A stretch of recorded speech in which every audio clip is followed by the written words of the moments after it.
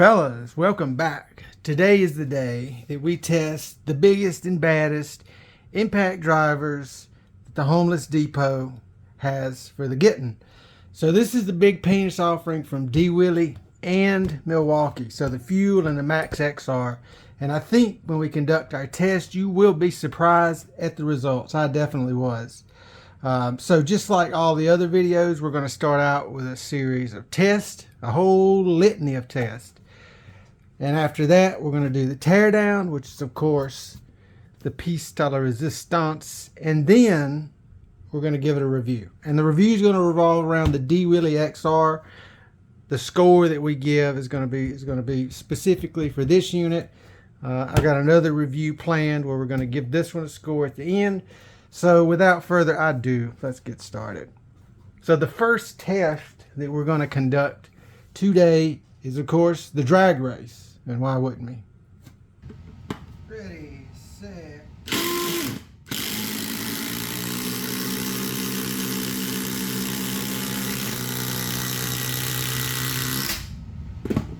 Set.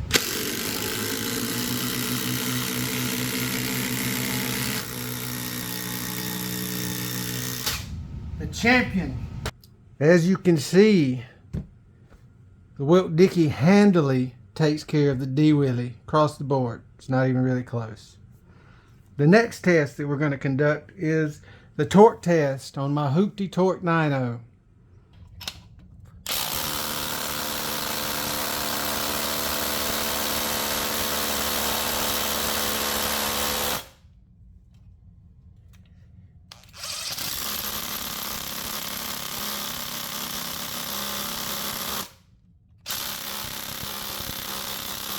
And again, the Milwaukee comes out on top. The next test that we're going to conduct is the handling. We're going to see how the handling the testes feels in the hand. So the ergonomics.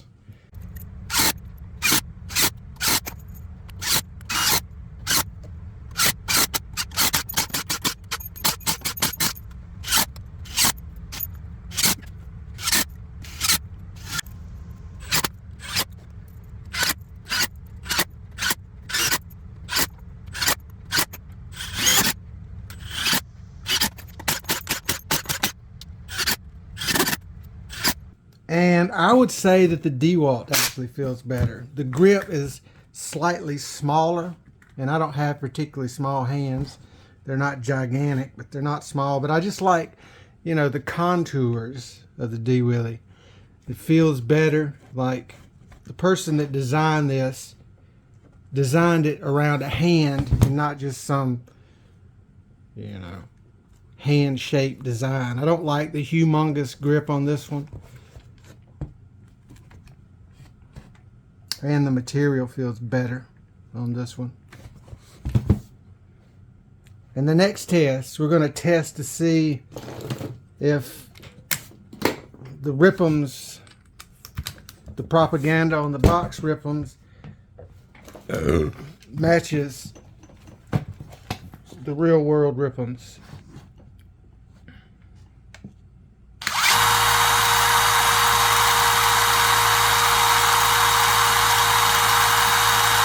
So 32,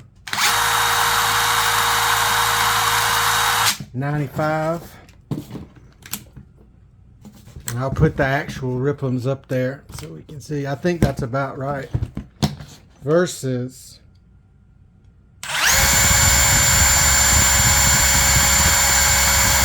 40. And you can tell that this one, when I use this one, it just feels like it's got more stank to it than this one. It just puts the things in faster and harder. It's just a better feeling drill. So last but not least, we're going to tear them down. We're going to see what's underneath.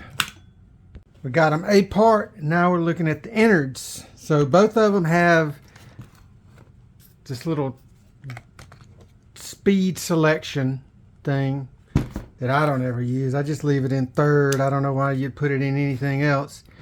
But They both have, well, this one has 3 gears, and then it has the self-tapping big screw mode, and then this one doesn't. It just has the 3 gears with no third. So starting at the bottom, the little blades, the terminal blades. This one looks like it's copper coated. Better conductivity. This one looks like it's nickel or possibly zinc. And then we've got the little daughter board connected to the little switchy switches.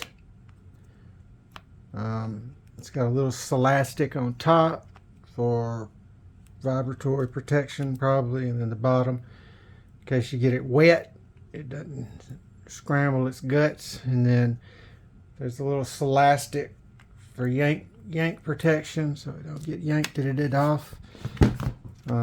This one is sort of a similar design. I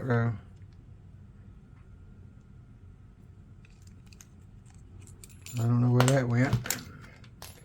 This one has actually got a physical switch, which I am much prefer to the digitally do. And then it's got these little terminals, little connectors.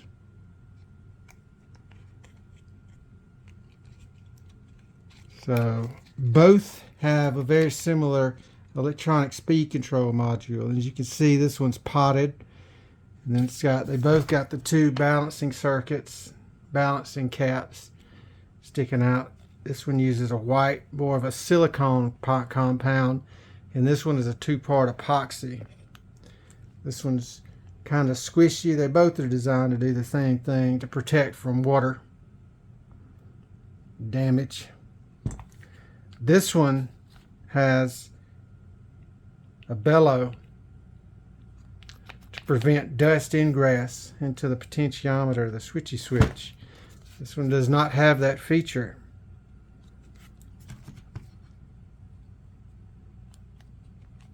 The switches,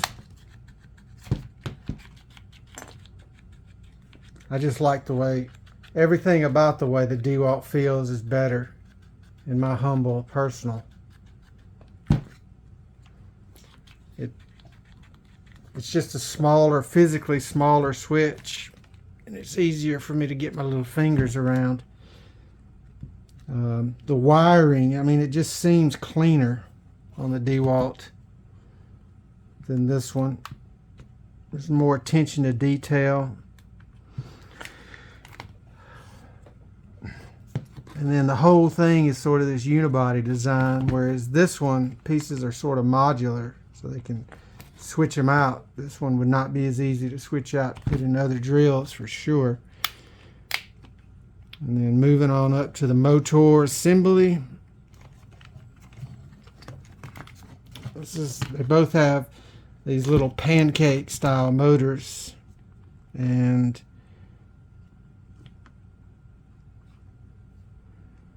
interesting. Yep, so there's the Hall Effects sensor array in there. And then, wow, I like that design. Incredible bearing.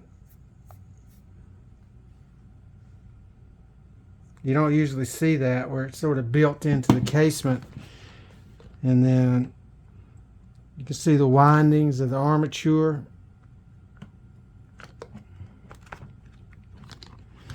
And then the hammer assembly. Both of them very similar design. Cast aluminum with surface milling for fitment. You can see there's a sealed bearing here. I can see 2 pinions. Certainly it's not going to come open for me.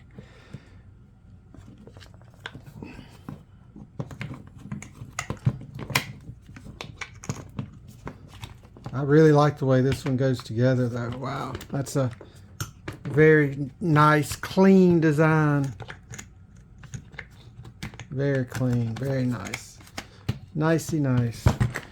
And then this one, yikes.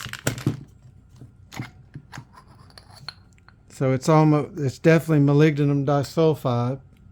high-end grease that they use in the hammer assembly. They're powdered metal gears for sure. I'm sure they're the same on both of them. And then you can see the motors. So the Milwaukee motor is just a little bit larger, slightly larger, and that certainly translates into more power. More power, baby. So the Hall effect sensors on this one are on the back, whereas on the Milwaukee they're on the front.